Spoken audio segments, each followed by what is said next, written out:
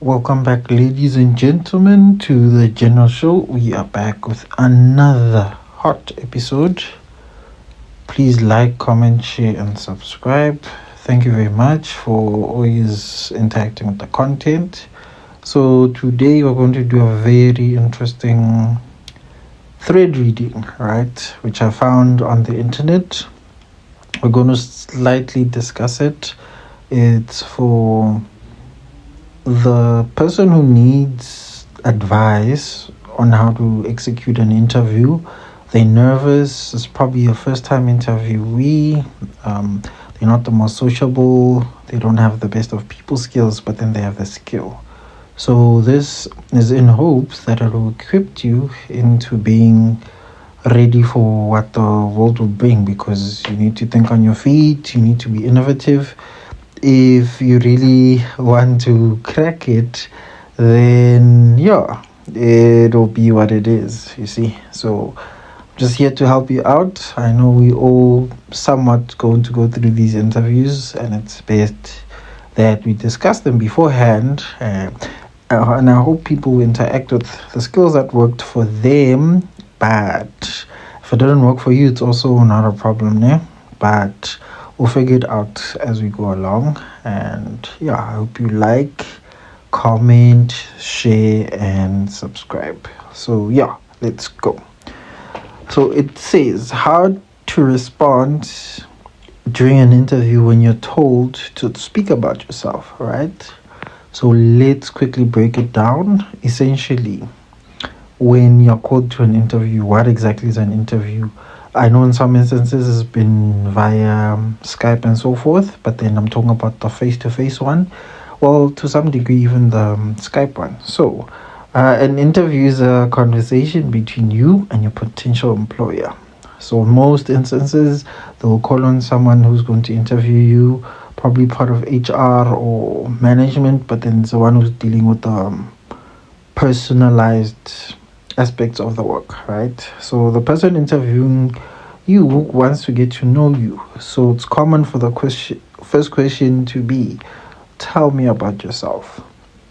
This is not really a long-winded question or so, but I do advise, please answer this as professionally as you can. You mustn't say, hi, I'm X, I like Netflixing and chilling. They're asking you to tell them about yourself in terms of how will you benefit the company. Don't answer as if it's someone getting to know you in your talking stage for a relationship. No, man. It's not one of those moments. It is literally in a professional setting, right? So obviously it can be hard for you to get to know where to start and what to include. As I said, please make it professional. Please be concise. Be as descriptive as possible with as short of a word usage as possible, because if you mumble a lot, you end up saying nothing using a lot of words. But then if you're more direct, descriptive, and concise, that will help you along the way, because the key is to land the job. So you need to think about the job advert, and then obviously it will guide you. So if they're saying they're looking for a salesperson, clearly that needs to be someone who's good at someone who's good at interacting, someone who gets to make clients understand and relate to the product while you pitch it to them. Is it solving a practical problem to their lives? And those are the questions that need to be asked and answered through the steps, you see. So the interviewers want to hear about your strengths to determine whether you fit for the position they want to fill. And when you say strengths, they literally need to be a strength. You can't be an introvert, for instance, or like a full-on introvert, and then say, I'm a purpose person, I'm this and that and that and that and that. They'll literally take you to the most chatty position, and then you end up being drained, demotivated, and then now mental health issues arise because you weren't being honest. So please do be honest.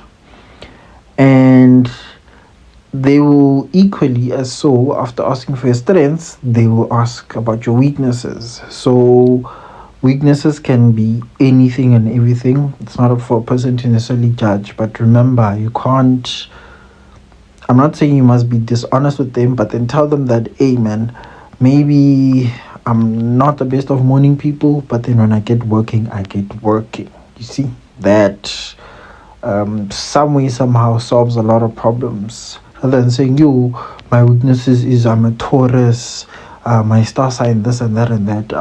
That doesn't fare well.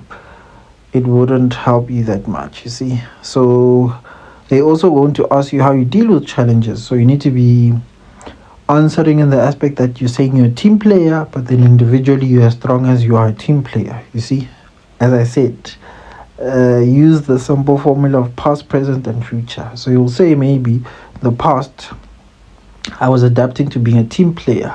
Presently, I am managing a team, building whatever my previous job, or presently I hold the X, Y, and Z in social skills. And for the future, I'm hoping that I will have a larger portfolio to run. That's how you could answer it, you see.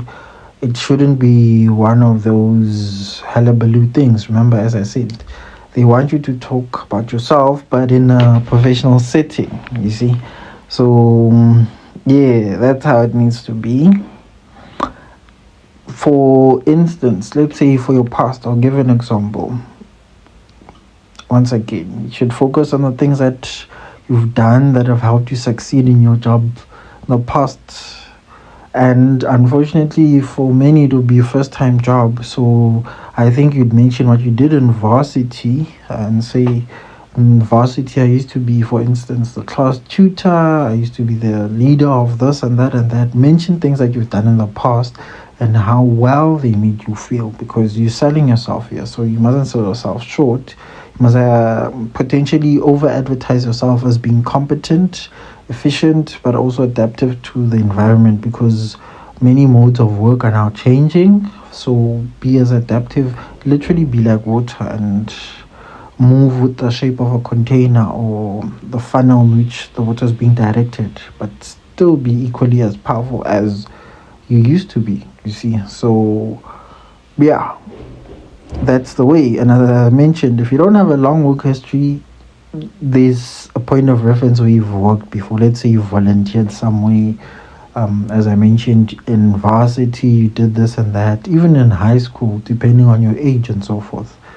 Experience has always been your friend. You just need to contextualize it into what they want to answer, you see. So you must mention past, present, and the future, you see. And it's okay, you talk about anything that you've done. Use the skills you need for this job. As I mentioned, volunteering work, community work, school experience, they all count. And since we're in the social media age, you could say, let's say for instance, you're an influencer of some kind. Could say, I did X, Y, and Z while they were still rolling it out on social media and they were introducing a new show. You could say, I've done that, I've been leading that, X, Y, and Z. Even in religious settings, for you saying you're part of the church choir and one of the leaders, or you run a Sunday school teaching session for the kids and so forth, that contributes. There's nothing that you need to take out. It will actually be more beneficial because they'll get to see that you, in different environments, you still present the same leadership qualities, but in a different contextualized form, which is exactly what is needed in the context of this interview. But remember, be professional, but then personalized, and then straight and concise to the point. I'd advise that you practice this with someone beforehand so that you don't seem so nervous. Your mind and body is actually adjusted to such an environment which you wanted, you see. So you need that type of setting for yourself. It's very good, it's beneficial, and it's literally one of the best things to prepare you for the world out there, because it's a very interesting but harsh world. Then for the present, you would obviously talk about what you're currently doing or you were studying and how it was practically taught to you and how it will be important for the job that you're doing. So if you're earning money for yourself, also explain that. Some people in the residences which they lived, they'll say maybe they were part of the house committee or they're part of a sports team or something. Anything, as I've mentioned, to galvanize your portfolio and your standing with the people that you're going to present It's very crucial and important. So it's one of those things that we mustn't neglect. You must That's why I said you need to have prepared for this beforehand so that you are able to know which angle you tackle. If they ask high school, you bring up high school in that context. If they ask varsity, you bring up varsity and how it's molded you, and presently how that is magnified into quantifiables, you see. So yeah, it needs to be one of those things, man. It doesn't have to be too long-winded or so. Short, sweet, concise, as I've said before. That'll get you into a lot of good points, and answer with confidence. Please don't. Your body language mustn't say other things. And then here's a very crucial one. So if you're employed, tell them about your current role and what you're responsible for. Because what this does is, in their heads, they're like, okay, this person's working for X, but then they want to come to Y. How or what are we going to benefit from them coming to Y, as in the company that you're being interviewed for? So this is one of those things where you need to show them why you're in the team. That would be very crucial. It's going to paint a very beautiful picture for yourself and the future that you want to build with the company, because once they see your skills, obviously you're going to continue upskilling yourself, but I need the best of the best players in my team. So show them why you need to be in the team, even though you form another team that you're working for, you see. Because business is adaptive in that way. You move from one place to the other, but then you must have value which is irreplaceable for the next or the previous employer. And then get into the future. Talk about what you want to do next. Make sure you link it to the job that you're interviewing for. And then you talk to why you're interested in the role and what your plans are for in the future. So this one is a combination of everything you said before, but then now you're beautifying it and then setting them up for the future, what they should expect. So let's say you start and say, in high school I was this, such a leader. In varsity I became that, a leader. Then I started working for X company, but because I work for X company, in Y company, your company is good, and I see X, Y, and Z channels for it, and what I'll contribute is X, Y, and Z. You see, that already sets up the employer for knowing that you're a very concise person who knows what they want and is willing to go for what they want. And this is the right team which you will execute your desires with. You see, so it's one of those things that you need to curtail yourself with, and then do the best that you can in that instance, you see. So yeah, it's good to see it that way, but when you speak of the future, obviously be careful of the wording that you use. It needs to be exact.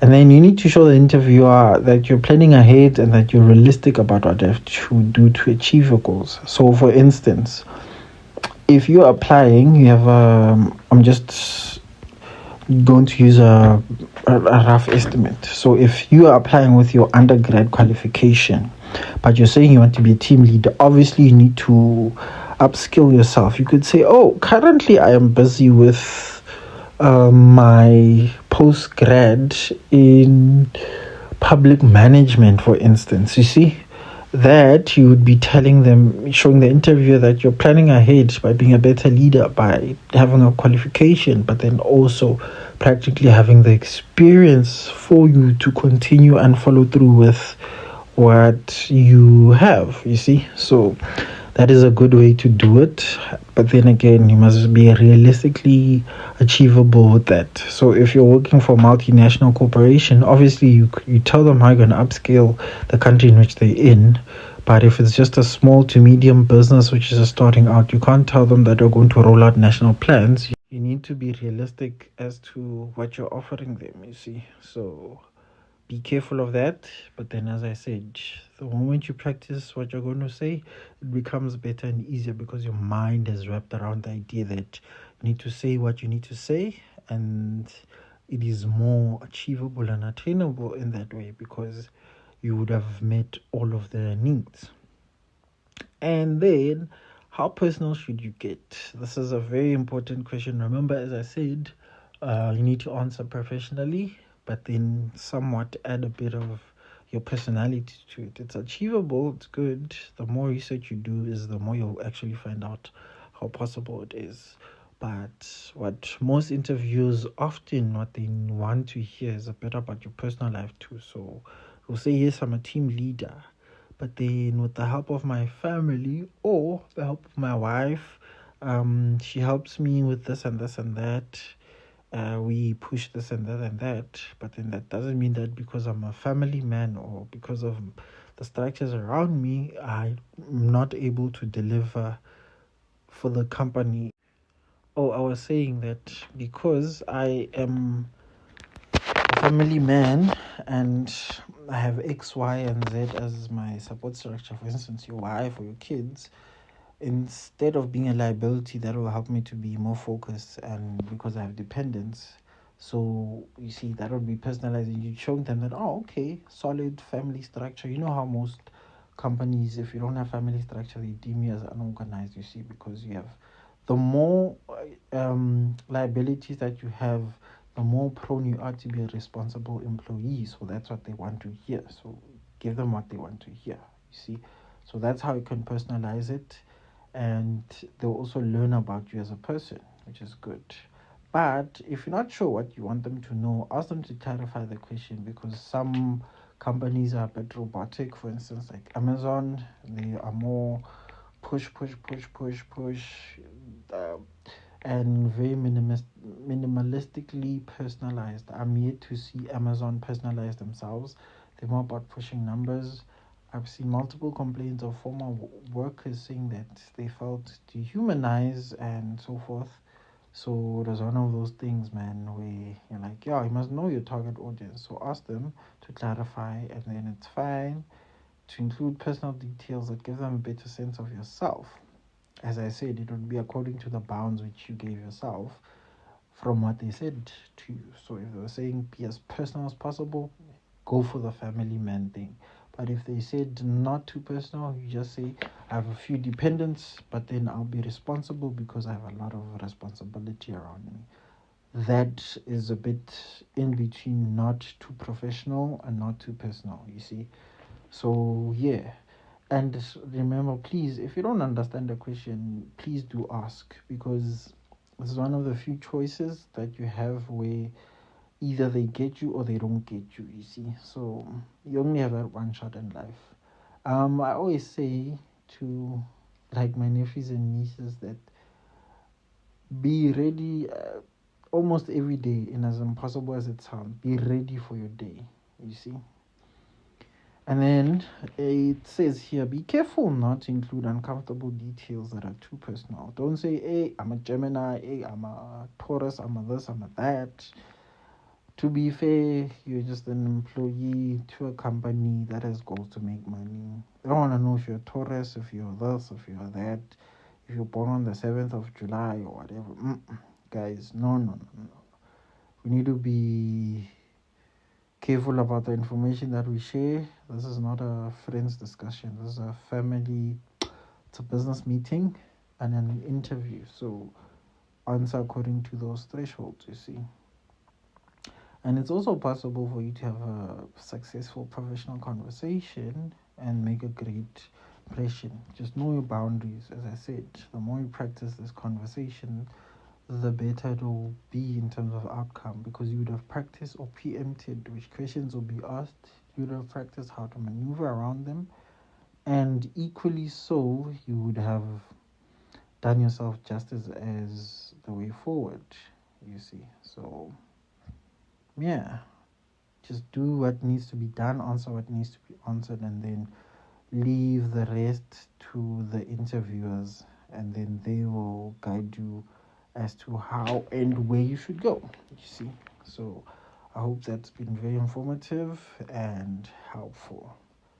But that's not it. So the next question, I'm sure this one is where most people will actually answer good.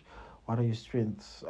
The interviewer just wants to know what you're good at and how that will help you to get the job that you need.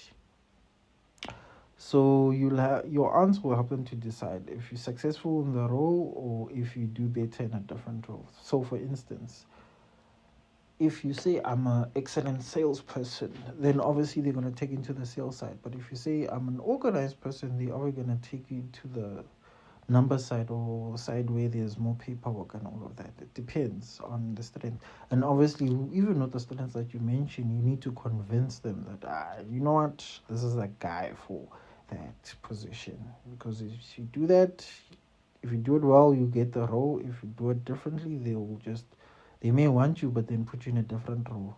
Because your strengths are unique to you. So you can't say, I'm good at paperwork. I think almost anyone I've taught can be good at paperwork. But then if you say you're good at merging social situations with meeting the demands of the customer and then give an example, that's a unique strength which not many people can say. Or if you say you're an excellent whiz at social media campaigns, that's actually a strength which many people don't have, you see. So it must be unique to you.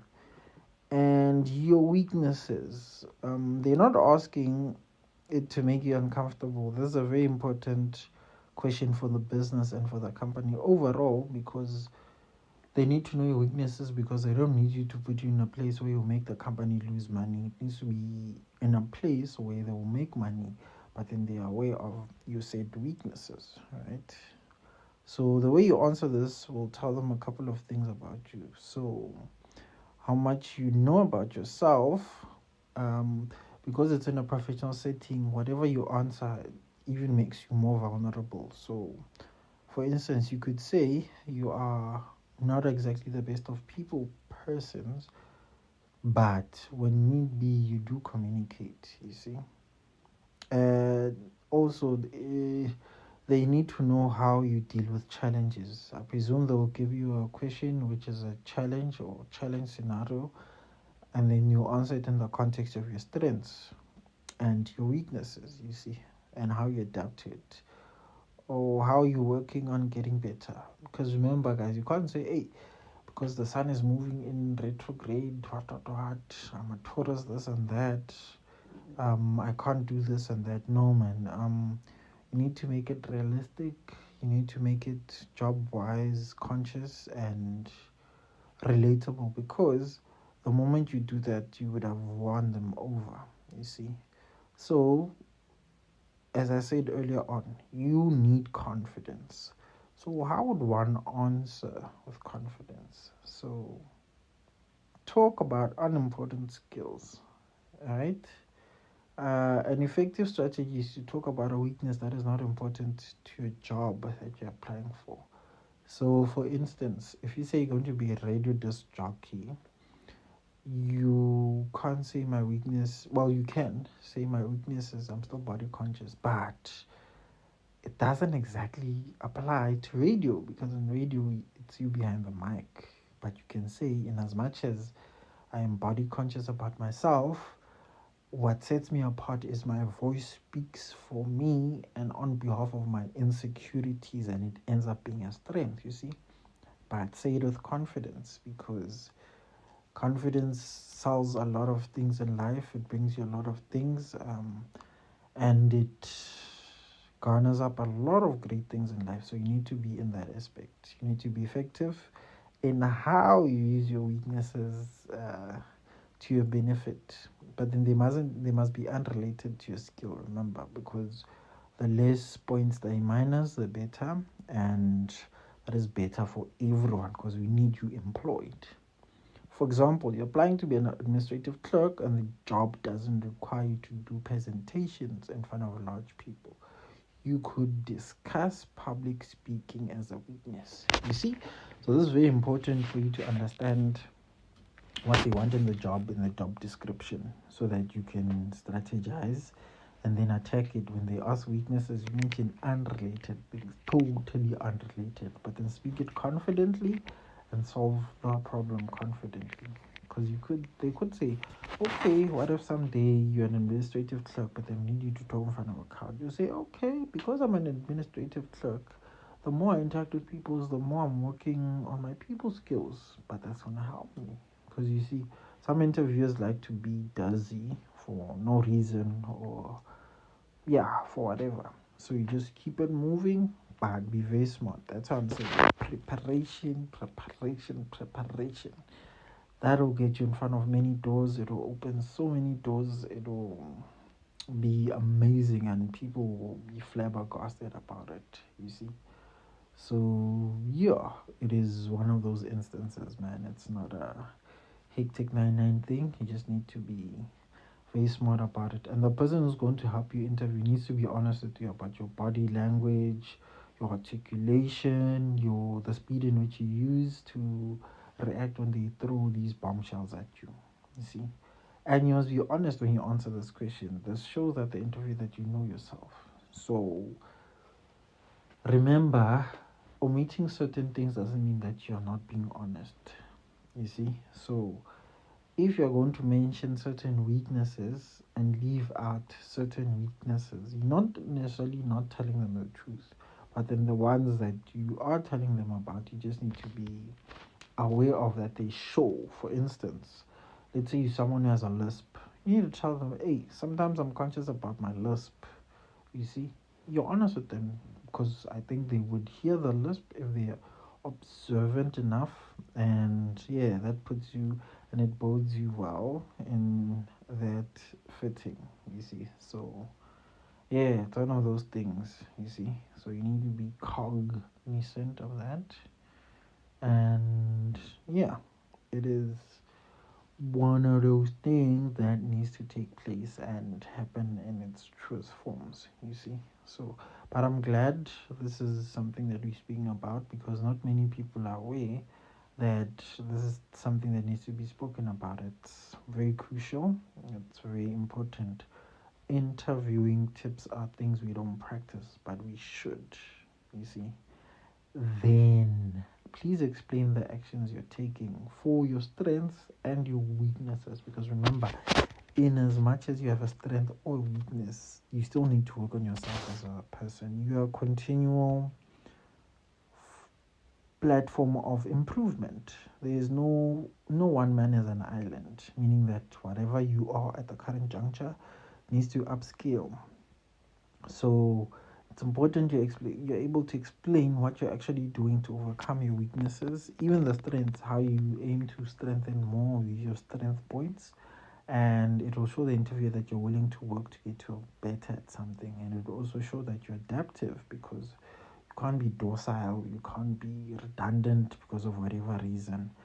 This is a job market, it's a business world. It's very harsh, brutal, and violent. So you need to upkeep every single thing that is there, and yeah, it is what it is. But I get it. It's a very crucial thing, so you need to get better at something, you see. So yeah, it's one of those things, man. We gotta adapt to it, and I'm glad we've discussed this. I hope if there are any further follow-up questions in terms of these interview questions, please hit me up. I will gladly do another video, and then we'll discuss this. And then one of the last few pointers is that maybe you're practicing, you're trying to improve your speed or drawing on a daily schedule to improve your time management, you see. Or perhaps you're watching videos on how to be an effective public speaker, or taking a short course on leadership. Remember earlier on I said upskilling yourself is very important. So if you're to mention any strength or any weakness, they can easily ask you how you upskilling those said strengths and weaknesses, and you gotta answer, you see. So it's one of those things, man. You gotta think on your feet. You have to think on your feet. There's no two ways about it. There's no, I don't even know what to call it. It just has to be that way.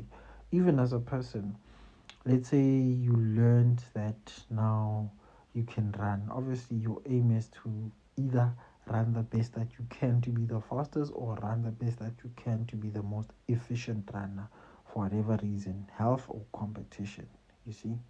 So it needs to be one of those. And I'm glad this takes even mentions taking short courses, because there's so many short courses on planet Earth.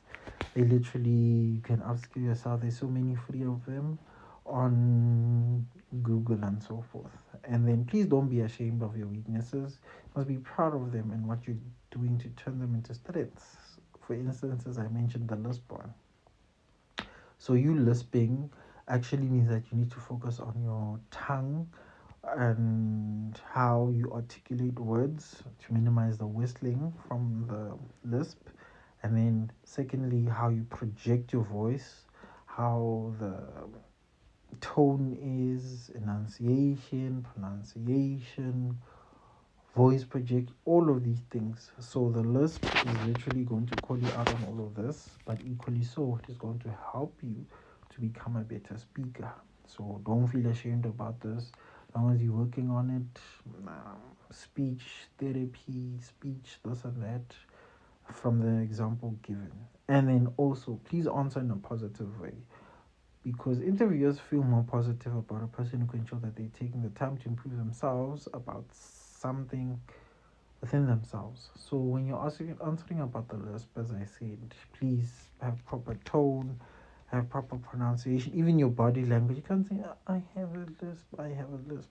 Tell them, I have a lisp, it's one of my weaknesses, but then that doesn't hinder me from being an articulate person. I am working on it because I'm having X, Y, and Z short courses, but I am also articulating more to minimize my lisp projection.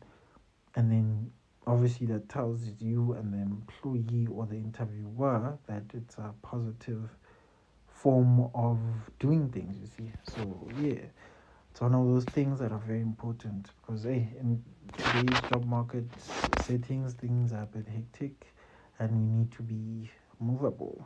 And then you must tell them about the progress that you've made pertaining to weaknesses and explain what you've learned by dealing with the weaknesses. You can turn a negative into a positive simply by acknowledging the truth about yourself.